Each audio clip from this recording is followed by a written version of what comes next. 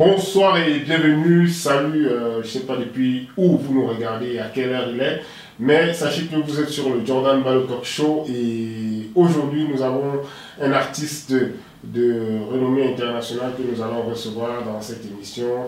Je ne vais pas perdre votre temps, je vais tout de suite aller vers cet artiste et vous dire comment il s'appelle. Il s'appelle Richard Amougou, il a pris place ici au plateau du Jordan Balocock Show et il va nous livrer les secrets intimes de sa vie, sa force et ses objectifs à venir. Bonsoir Richard. Bonsoir Jordan, bonjour Jordan, bonjour aux téléspectateurs. Qui vous regardent. Voilà, alors pour commencer, Richard Amougou, vous apparaissez il y a de cela quelques années dans l'univers musical camerounais avec un grand titre, un titre qui s'appelait C'était Événement. Oui. C'est le titre qui vous a propulsé au firmament de la musique camerounaise.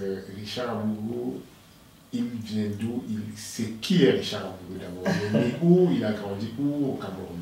Oui, pour apporter une certaine précision, ce que tu as été dire tout à l'heure, oui. Là ça fait 18 ans que je chante. Donc je pense qu'en 2020, on serait en train de fêter les 20 ans de carrière. Je me nomme Amougou Richard, Séraphin. Je suis Ondo, donc de père et mère et Ondo, dans les Yaoundé. Issu d'une famille de 7 enfants, dont je suis le 6e. Donc voilà, je suis camerounais d'origine. On a encore rassuré parce qu'on a vu le t-shirt français. Ouais. Je suis camerounais d'origine, je reste camerounais de toutes les façons, il n'y a rien à dire. C'est dans la tête et tout ce qui va avec.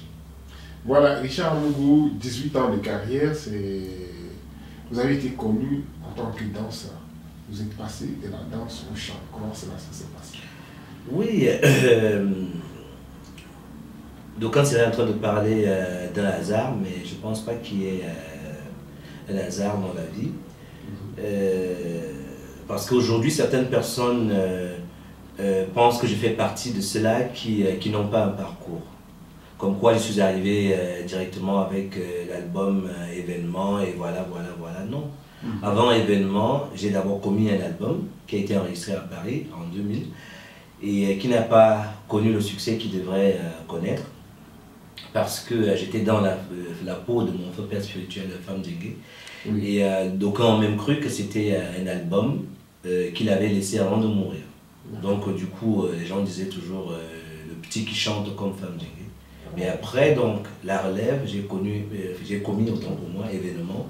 Et c'est Événement qui me révèle véritablement au grand public et qui me donne le nom que je porte aujourd'hui. Donc j'arrive dans le monde musical par le biais de la danse, ça c'est vrai, parce que la maman Catino, qu'on ne présente plus, la femme du peuple, était à l'époque notre locataire avec son conjoint Tino Barroza, le grand guitariste. Et je me rappelle, c'était en 92, j'allais tout le temps voir comment se passaient les répétitions avec les danseurs. Là j'étais au lycée Leclerc, on finissait les cours dans les coups de 17h30 et vers 19h, 20h j'étais à la maison. Et j'allais voir comment se passaient les répétitions avec la troupe de danse de Catino. Et petit à petit, l'envie m'est venue, je me suis retrouvé en train de m'essayer. Dès le premier temps, là il faut être honnête et dire que la musique de Catino ne m'avait jamais rien dit dès le départ. C'était plutôt celle de Tino Barroza qui me parlait plus. Et j'ai commencé à faire des trucs avec Tino Barroza. Après, quand il a vu que j'étais vraiment engagé, il a pris le temps de dire à Catino, écoute, voilà, je vois que ce petit a du potentiel, autant pour moi. Il peut quelque chose. Toi, tu as tout le temps des danseurs avec toi et tout, je pense que tu devrais le prendre et tout. C'est comme ça que j'intègre le groupe de la maman Catino. Et au fil du temps, je danse, et en dansant, j'apprends aussi à chanter dans l'auta. Parce qu'aujourd'hui, beaucoup vont réclamer la paternité de Richard Amougou pour dire que quelqu'un m'a pris et m'a fait asseoir pour me dire comment ça se passe. Ce serait mentir. J'ai appris dans l'OTA à force de fréquenter les aînés. Et c'est comme ça que s'est fait la transition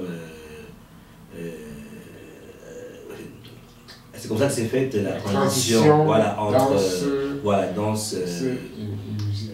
voilà, et chanson. Ouais. Et aujourd'hui, donc, quelle est votre relation avec cette dame-là qui est quand même une aura un peu assez forte sur votre musique, hein?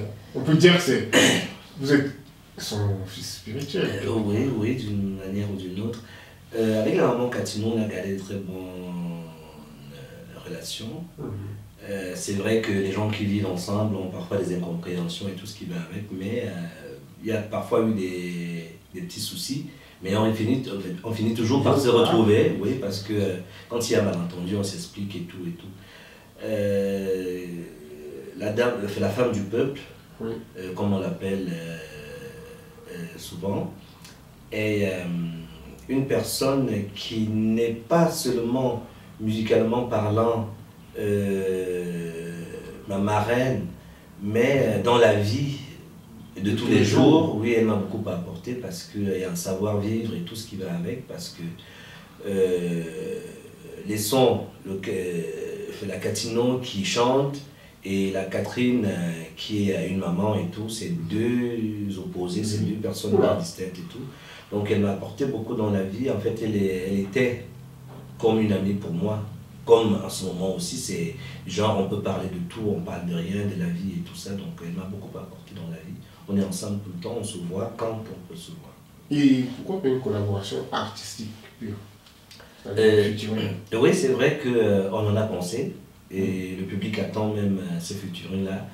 Et tout le monde sait qu'à un moment, la maman a beaucoup plus penché, elle a penché du côté de l'église, où à un moment, elle n'a pas voulu revenir sur la scène. Il a fallu qu'on travaille là-dessus pour faire en sorte qu'elle revienne.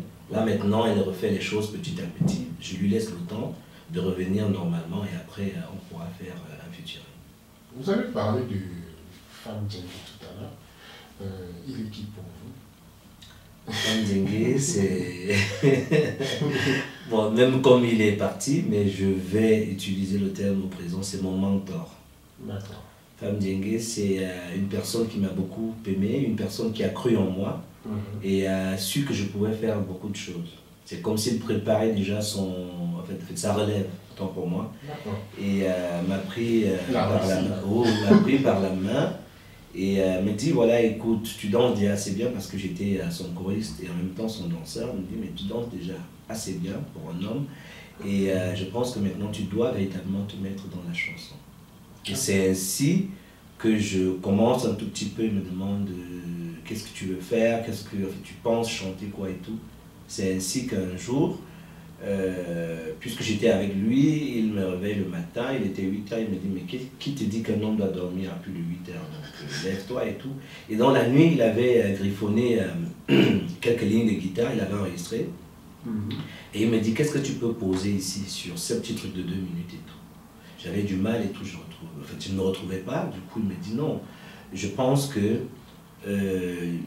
tu as forcément un sujet que tu veux développer et tout. Je lui dis oui, j'aimerais chanter parce que j'ai eu beaucoup de difficultés pour rentrer dans la chanson, dans la musique et tout. Il me demande, t'es d'où, machin. En fait, je lui donne mes origines et tout ce qui va avec. Il me dit, commence par oh bizana, les chamans, les bizano. Et bizarrement, comme ça, il m'a donné le temps. Après, j'ai suivi, j'ai mis ce que je voulais mettre derrière et tout. C'est pour cela que ma toute première chanson a pour titre Pas de saut métier, parce que j'ai chanté les difficultés que j'ai eues pour être dans le monde musical. Et vous avez aussi rendu un vibrant hommage à cet artiste, parmi tant d'autres, pourquoi lui? Parce que je dirais bien, lui c'est moi. J'ai toute une histoire avec ce monsieur. Et si je ne l'aurais pas fait, personne d'autre n'allait le faire. Ça, il faut être clair. Et il faut dire aujourd'hui que si je suis ce que je suis aujourd'hui, c'est parce qu'il a travaillé hier. Ça, je ne peux pas me le cacher, la vérité est là. Donc, quand j'ai commencé à chanter, je me suis dit, voilà, j'ai déjà un nom et tout ce qui va avec. Femme Djengue est partie, mais Femme Djengue doit rester. Il doit vivre à travers moi. Donc, lui rendre hommage 20 ans après sa disparition, c'était très important pour moi.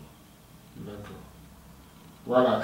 Femme Djengue donc qui s'en va, comme on dit toujours, les artistes Bikutsi, ils sont ils ont toujours une fin très très... Pas alléchante, hein. On a vu les Marasoko, les Sima, tous ces gars. Ils finissent misérablement. Pourquoi? Oui, ce qui se passe, c'est que habituellement, tout commence par l'hygiène de vie.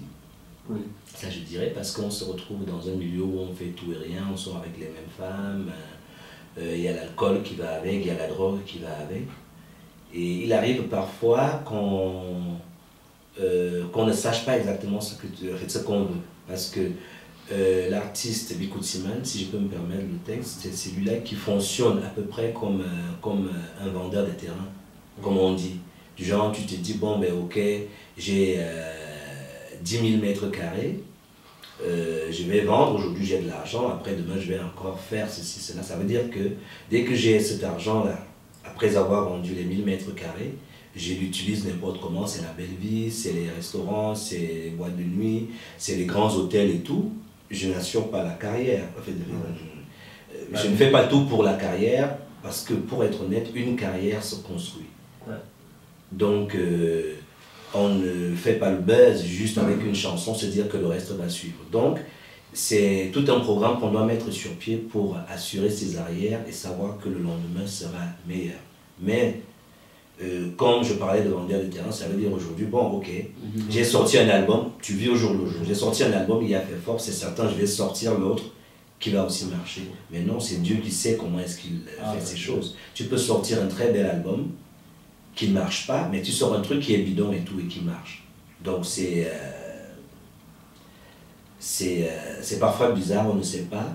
Mais à un certain moment, je suis content de la jeune génération, entre guillemets, qui essaie de voir les choses autrement, qui sait qu'aujourd'hui, si j'ai attrapé 1000 euros, il faut investir, il faut pour pouvoir et tout. Mais je pense que ce qui vous accusez aussi l'État, comme on peut dire l'État. Oui, je dirais qu'à un certain moment, c'est dommage. Pourquoi? Parce que à un certain moment, on fait tout avec la musique. Quand il y a deuil, c'est avec la musique. Quand il y a la fête, c'est avec la musique. Quand on fait l'amour, c'est avec la musique. En fait, on fait presque tout avec la musique. Mais au Cameroun, c'est l'artiste, le chanteur, le musicien qui est plus malheureux que tout le monde. Parce qu'il n'arrive pas à jouir de son travail. Et si les choses se faisaient normalement, genre on commence par le sommet, le peuple allait suivre. Et comme le sommet ne fait rien pour nous, le peuple ne peut pas suivre. Donc c'est aujourd'hui, c'est quand c'est bon, c'est bon, c'est bon. Tu dois te battre toi-même pour pouvoir. Mais l'État a quand même donné à un artiste la direction de la Société des droits d'auteur au Cameroun, il me semble. Oui, mais... qui pourrait mieux gérer... Ça dépend de ce qu'on entend parler par État. L'État, c'est qui? L'État, c'est toi, l'État, c'est moi. Voilà. Donc, entre-temps, quand il y a une bande d'individus qui se mettent ensemble pour dire, ok, c'est cette personne qu'il nous faut là, on n'est pas sûr qu'ils laisseront même cette personne faire les choses comme elle devrait faire. C'est toujours une histoire de clan où les gens fabriquent leurs trucs par rapport à leurs intérêts et après le reste se passe autrement. C'est, enfin, pour la première fois, je parle de ce genre de choses sur un plateau et tout. Moi, pour être honnête, je ne dirais pas que ça ne m'intéresse pas, mais c'est le mal de tête pour rien. Je préfère me concentrer sur mes spectacles et tout ce qui va avec. Le jour où on me dit Richard Amougou, il y a 100 francs à venir récupérer, si j'envoie quelqu'un aller les récupérer, je ne cherche pas à savoir. C'est un peu ça, parce que ce n'est pas qu'on ne s'intéresse pas, on ne doit pas, ou qu'on refuse de se battre. Mais non, quand tu sais que tu vas au combat et que tu sais que c'est un combat qui est perdu d'avance, franchement, autant mieux rester chez soi et ne pas aller encaisser du n'importe quoi. D'accord. Bon, c'est bien déjà de parler de ça. Hein. En tant qu'artiste, il faut quand même avoir un penchant engagé au lieu de chanter, comme on dit aujourd'hui dans le Bikutsi, les gens chantent n'importe quoi.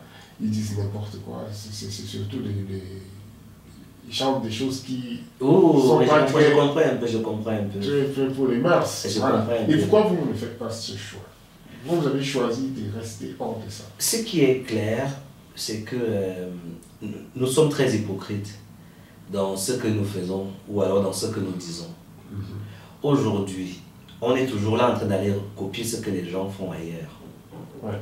on suit des musiques, on écoute des chansons qui ont des choses entre guillemets qui sont osées. Oui. Mais quand l'un des nôtres fait ce genre de choses, on dit non, on chante des musiques, des bas de ceinture et tout. C'est des choses qui existent. Parce que si on dit par exemple le divorce, c'est un mot qui existe, ça veut dire que on doit bien sortir ce mot-là. Oui. Si on parle par exemple aujourd'hui, on parle du sexe. Chacun choisit son thème, chacun choisit son couloir. Je suis inspiré dans tel domaine. Je pense qu'à un certain niveau, toi qui es en train de m'interviewer en ce moment, tu es artiste d'une façon ou d'une autre. Il y a quelque chose qui peut t'inspirer. Il y a un domaine qui t'inspire plus que l'autre. Alors chacun dans son couloir. Je ne serais pas là en train de jeter la pierre à une personne qui chante sexe. Parce que ces choses-là existent et nous les faisons. On peut parler de sexe, mais parler de manière. Voilà, je comprends. Mais sauf que moi, je ne suis pas inspiré dans ce registre-là.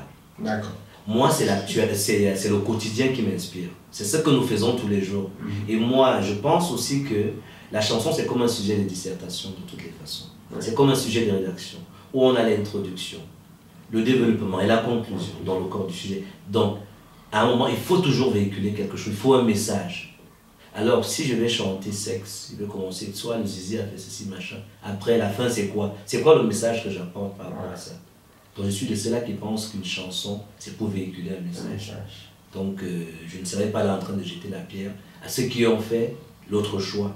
Parce que nous ne pourrons pas tous faire dans le même style. Il faut bien cette diversité et c'est ça qui fait le monde en général. Alors, Richard, vous venez donc d'exprimer clairement votre ligne, comme on va dire, votre ligne éditoriale dans la musique. Il y a un groupe camerounais qui a porté le Bikoussi à un niveau très très haut. Je ne sais pas s'il y a un autre artiste qui l'a déjà fait, il était brûlé. Oui. Que pensez-vous de l'aventure de ce groupe et sa position, sa fin? Ça, je dirais que je ne suis pas bien placé, je ne suis pas mieux placé pour parler de ce groupe. Pourquoi? Parce que quand ce groupe existait, j'étais encore très petit, je n'étais même pas sûr de pouvoir chanter un jour ou quoi que ce soit. Mais comme je l'ai tantôt dit tout à l'heure, ce que les aînés ont fait, c'est ce travail-là qui nous donne une visibilité aujourd'hui. La preuve, quand j'ai été faire le Remember Femme Djengue, j'ai été invité à une partie du groupe, on les appelle encore les têtes brûlées, j'ai appelé Ateba, Safata et tout le monde là, ils sont venus en tant que têtes brûlées. Ils ont fait une prestation, j'ai invité Maman Catino, M. Arbois, enfin les aînés quoi. Et à ce jour-là, je me rappelle bien, le grand Ateba, il était surpris de ce que j'étais allé leur donner comme cachet. Il me dit qu'il n'en revient pas et tout. Je lui dis non, je le fais par respect pour votre travail. Pourquoi? Parce que si nous aujourd'hui on mange, si je peux utiliser le terme, c'est parce que vous avez travaillé hier. Donc, quant à la fin du groupe et tout ce qui s'est passé, c'est comme je disais tout à l'heure, je suis mal placé pour parler, mais je sais qu'ils ont beaucoup travaillé. Parce que quand tu dis tête brûlée, on sait que le Cameroun, parlant Bikoussi, a fait quelque chose que personne d'autre n'a jamais fait. C'est dommage que la fin soit comme telle parce qu'ils ont perdu d'une façon ou d'une autre un génie qui était la pièce maîtresse. Voilà. Donc, du coup, quand on se retrouve avec un membre manquant, c'est pas évident. Un maillon fort. Nous nommons ici Zanzibar. Alors, on va laisser un peu ce côté trop serré dans cette interview. On nous détend l'atmosphère. Est-ce qu'on peut entendre la belle voix de Richard Amourou ici au studio Canal 6 Un petit acapella de l'artiste. Ah, d'accord. Une chanson à son choix. Je ne te dirai pas ce que je ne pense pas. Je ne te dirai jamais je t'aime pour te faire plaisir, car je ne suis pas gigolo ni un bluffeur. Du moins, ce n'est pas ma nature. Très belle voix. Merci, merci. On est toujours sur le charme. Alors, Richard Amougou est à Lausanne, mais vous êtes à Lausanne pourquoi? Je suis là à Lausanne ce 19 mai 2018. Ouais. Un jour de la fête nationale du Cameroun, votre pays. Et voilà, donc c'est une invitation du président d'Ivry, Oui. pour une soirée de gala, la nuit des filles sexy. Voilà. Donc on a pensé que le perturbateur, entre guillemets, pourrait se retrouver entre ces belles dames pour leur faire bien danser et bien s'amuser. Donc c'est pour une prestation ce soir que je suis là, en Suisse. Que pensez-vous donc de ce genre d'événements culturels d'abord au niveau musical et culturel aussi au niveau vestimentaire? Quand on parle de filles sexy, c'est le port vestimentaire. Est-ce que la femme camerounaise, dans son style vestimentaire, arrive à être sexy? C'est vrai que je pense que c'est très important d'avoir ce genre de concept, parce que ça nous fait sortir de l'ordinaire. Ça veut dire que tout le monde se dit, bon, on dit qu'il y aura des filles sexy, mais attends, je dois être la première. Je parle des dames. Une dame dira, je dois être la première. Alors, elle met tout en jeu, elle met tout en œuvre pour pouvoir être la plus belle. C'est comme une sorte de concurrence, une concurrence qui devient plutôt positive. Et rencontrer tout ce moment-là, parce que regardons à peu près ce que le Cameroun a comme ethnie. Ce jour-là, il y a des gens, par exemple, qui n'ont pas encore vu en vrai Richard Amougou, qui n'ont pas peut-être même encore écouté sa musique, mais qui le découvriront ce jour-là. Voilà, pour... et peut-être, pourquoi pas l'inviter plus tard, parce que tout le temps, je dirais, à ce moment, c'est Richard Amougou qui gagne, c'est le Cameroun qui gagne. Alors, oui, pour revenir à ta question, tu sais très bien que la femme camerounaise est très belle. La femme camerounaise est jolie. Alors, il faut voir. Ceux qui ne savent pas, comme tu es là aujourd'hui, je me dis non, toi viens d'abord voir ce qui se passe aujourd'hui et tu vas confirmer, tu auras la réponse qu'il te faut à ta question. Richard, vous marié au milieu de toutes ces femmes, comment vous vous sentez? Je suis marié, ça c'est à la maison. Mais quand je suis à l'extérieur, j'appartiens au public. C'est ce public-là qui fait de moi ce que je suis. Je partage ce que je sais faire avec ce public.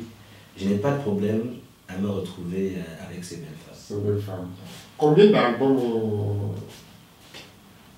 Et Richard Amougou a 7 albums à son actif. 7 albums 7 albums et un single. Le tout dernier, ça s'intitule Sensation. Sensation. Il y a quelque chose en projet d'autre?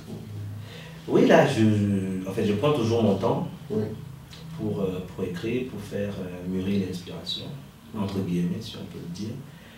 Je prends toujours 3 ans ou 4 ans, comme cette fois-ci je vais prendre 4 ans. Ce qu'on a été constaté, c'est que quand on commet un album, le public se focalise toujours sur le titre phare. Et en vrai, le titre phare n'est pas toujours le meilleur. Ça c'est clair, hein. Il y a toujours des belles chansons qui sont à l'intérieur et que le public ne connaît pas si on n'arrive pas à faire la promotion. Alors, on a essayé avec mon équipe de faire à la française, de faire à l'européenne, de faire à l'américaine. On commence par le titre phare et tout au long des années qui suivent, on continue à promouvoir titre par titre pour que le public consomme l'album entièrement. C'est pour cela qu'on part sur les 6 ans, sur les 4 ans pour moi. Donc, en 2020, ce qui est clair, si Dieu nous le permet, il y a un autre album de Richard Amougou qui verra le dehors. Et par l'occasion, on profitera aussi de cette sortie pour fêter les 20 ans de carrière de l'artiste Richard Amougou. Pendant ces 20 ans de carrière, on a 18 ans, quel était votre moment le plus inoubliable, le plus bon?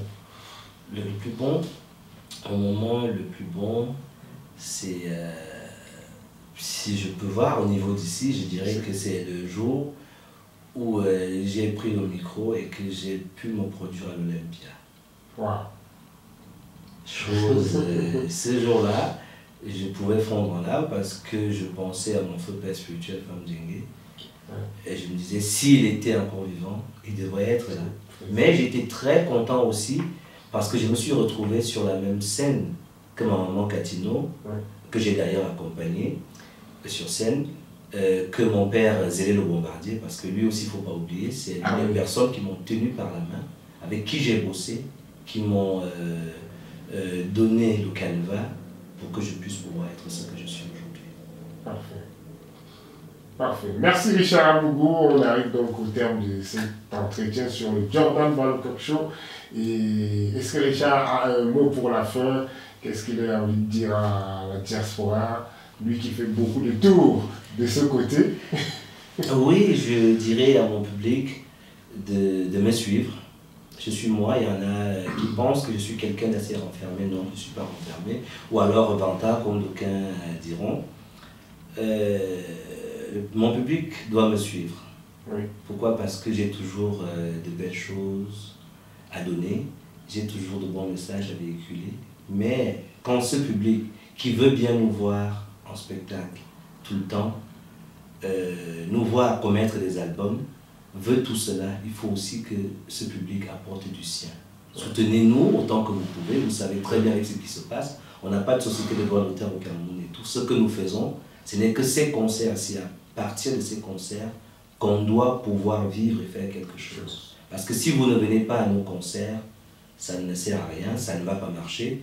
Si vous n'achetez pas nos albums, si vous n'achetez pas nos musiques en ligne et tout, ça ne peut pas marcher. Alors on ne pourra plus rien produire, on ne pourra plus produire nos albums, on ne pourra plus écrire. Et vous serez plutôt malheureux. Et moi aussi je serai malheureux. On vous retrouve en ligne? Oui, bien sûr, iTunes, tout ce qui va avec, donc toutes les plateformes de musique. Voilà. Et le Toulousain? Le Toulousain est là. Le 1er décembre, on fait les 4 ans. Le Toulousain est situé à Yaoundé, c'est du côté de une banlieue de Yaoundé. C'est dans mon village en fait, parce que si le Toulousain a été mis sur pied, c'était pour valoriser l'artiste camerounais. Beaucoup plus les Bikoutsimènes, je vais le dire, parce qu'ils sont à Yaoundé. Et à un moment, j'étais choqué quand j'arrivais au Cameroun et que certains aînés, on les chosifiait, si je peux utiliser le terme. Ils étaient mal encadrés, on les insultait et tout ça et tout. Je me suis dit non, il faut que je fasse quelque chose. Au moins quand ils arrivent au Toulousain, ils sont respectés, ils sont reçus comme des stars, comme ils devraient. Donc le Toulousain est là, c'est la maison des artistes, ça fonctionne toujours. D'accord. Donc nous donnons rendez-vous à tous ceux qui veulent voir Richard Abougou au Toulousain, la plupart du temps, et dans les nombreux concerts que vous servez à travers le monde entier. Oui, bien sûr, parce que là, aujourd'hui, je suis à Lausanne. J'ai fini à Lausanne. Demain, je serai en spectacle à Avignon. Le 23 juin, je serai du côté du Luxembourg.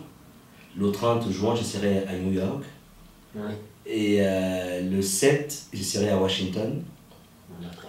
Après, je reviens en France, je serai à Sercotte, du côté d'Orléans, le 14 juillet. Le 28 juillet, je serai à Agen, dans le sud de la France. Et c'est après que j'irai en Afrique.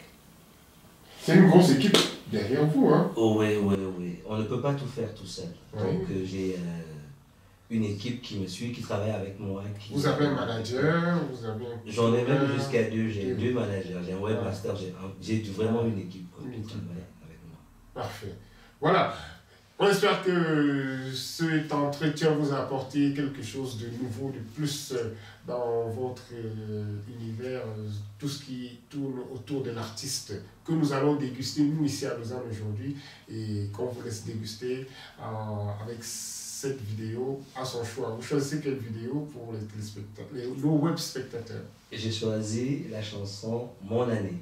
Mon année. Alors, nous vous dirons au revoir et à très bientôt sur le Jordan Balocock Show. Il était là, Richard Abougou, et voilà mon année avec vous. Merci Richard.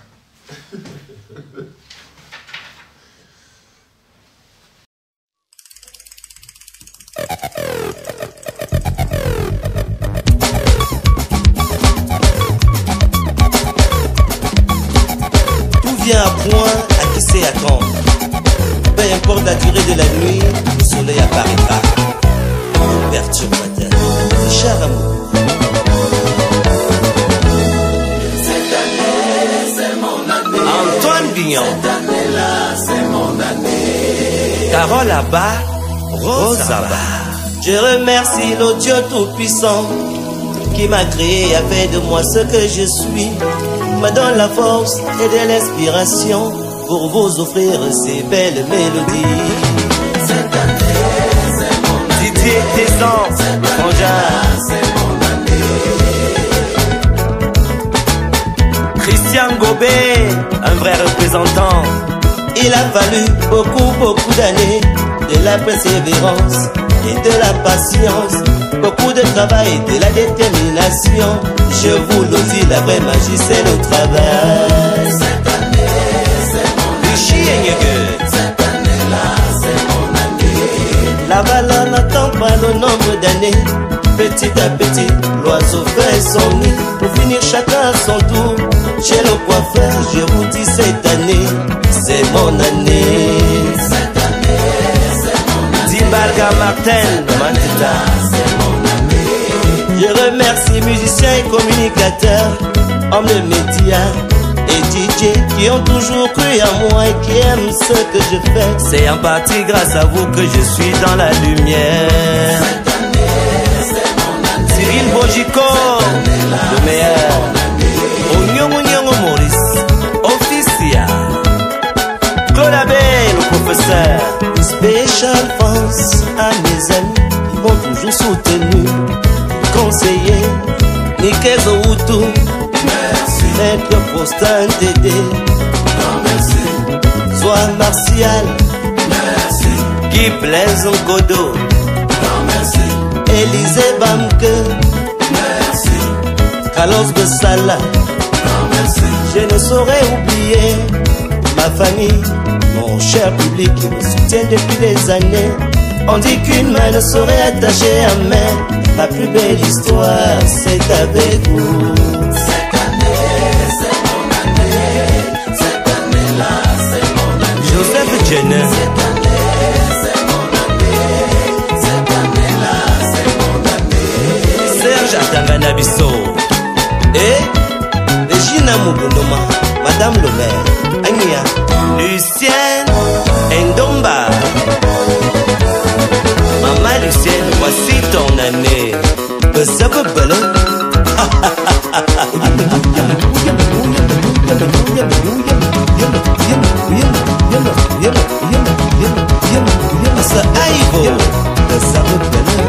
Alain Dexter. Oui, président Tchop. Tibo.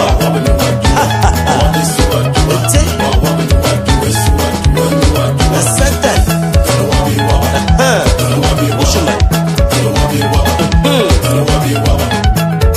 Bushman. Bushman. Bush. Atalailo. Jipuare Mingono. I got what when you want to what? I want this to what you want. I got what when you want to what? So what do I you want to what? You are what when you want to what? You are what this song got to what? I want what when you want to what? So what do I you want to what? Bushman. Galawabi waba. Galawabi waba. Satan. Galawabi waba. Galawabi waba. Bushman. Galawabi waba. Junior Fouda. Fouda Valisha. Jean-Daniel Obele. Emmanuel Fouet, Jean-Jacques Tchungi Vidéo, c'est le perturbateur, un traumatiseur, un faiseur.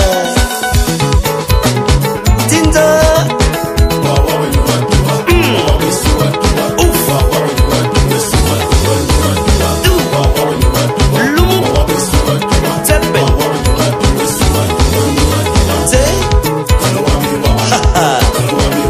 Kiamilou, champion Damas Ngene Mbazoa. Et Maman Thérèse Pontolier. Ouf. Roger Belinga, Monsieur le maire.